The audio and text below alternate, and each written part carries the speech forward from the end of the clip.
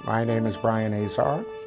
I'm known throughout the world as the sales doctor, and I've been practicing this for about 40 years. I go back to starting with a job called salesperson, working for Xerox back in 1976. And I got hired those days during a hiring freeze. And the reason I got hired is because Azar, which happens to be Spanish, when they heard my last name and they looked it up, it turned out it was an EEOC affirmative action name because it was Spanish. So I got hired, and when I got hired, they told me that I had to lose 50 pounds, shave my beard, and get a haircut. I said, I can't get a haircut because I'm very religious and they won't let me cut my hair. The beard, well, I think I was born with the beard. As far as the weight, I'm actually 6.5 inches too short. I would have been perfect.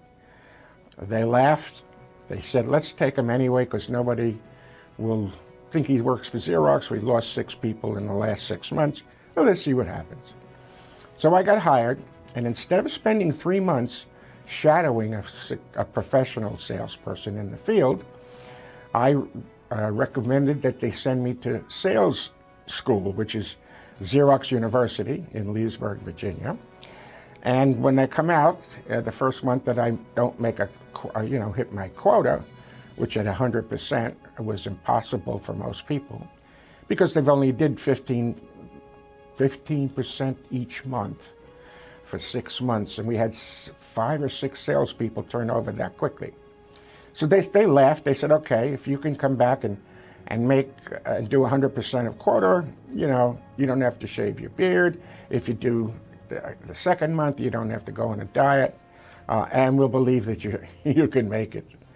So they hired me. I went to school, came back after 2 weeks, and the first day I started, I went out at 7 o'clock in the morning, back in the late 70s, and I had downtown New York, after all the big companies were taken by other salespeople, and I brought my cups of coffee and donuts, and I'd leave at 7 o'clock, meet the person who would come into the small business, who 9 times out of 10 was the business owner.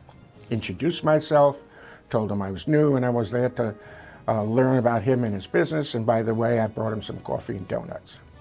Well, at the end of the first month, lo and behold, I hit 102%.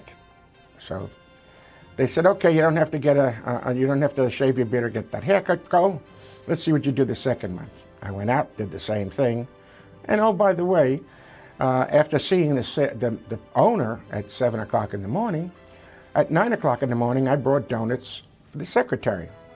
But she would make coffee, but I brought her the donuts, introduced myself to her, and literally interviewed her, not asking immediately to see the owner. Well, the second month, by the way, I had 132. And if you succeeded in Xerox and you were the #1 salesman in their branch, and they had 32 salespeople, you got your picture put up on a wall as the #1 salesperson. And by the third month, I had hit 150% of quota and got my picture up. And every month for the next 8 months, my picture went up, and I won Salesman of the Year after 13 months of being with Xerox. I got promoted immediately to sales manager and hired 6 women, did well with them.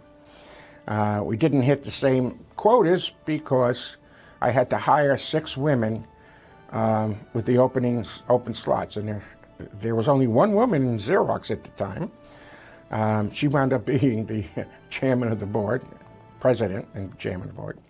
And these 6 women did very well. We made our quotas, and then they put me into sales training, and they wouldn't let me teach what I had done successfully, both myself and my salespeople. So I started a company called Sales Catalyst, and thus became the sales doctor. I also bought a franchise to learn and get licensed and certified as a sales trainer with a company called Sandler Sales Institute. I had 3 people in my organization, and I had 5 clients in my President's Club. And by the time I sold my practice and my business, we had 1,500 members in the President's Club, and I was on my own with the Sales Catalyst, and from there on continued to be successful. Now, what I'm going to share today with you is some ideas. I call them prescriptions for success. As a sales doctor and as a salesperson, for you ought to learn, as I have taught many thousands of students, that if you choose to interview people rather than sell them, which means let's get somebody to qualify to be your client by asking them the right questions and doing a couple of things, which I'm going to go through, it's a lot easier for you to not only get your appointments, but also get commitments to interview them, which is a key to success. To learn more about Brian, the founder and CEO of the Sales Catalyst and Coaching Catalyst, Inc., go to brianazar.com or salesdoctor.com. You can reach Brian at brian@salesdoctor.com or give him a call at 919-620-1551. Be sure to ask Brian about a complimentary coaching session.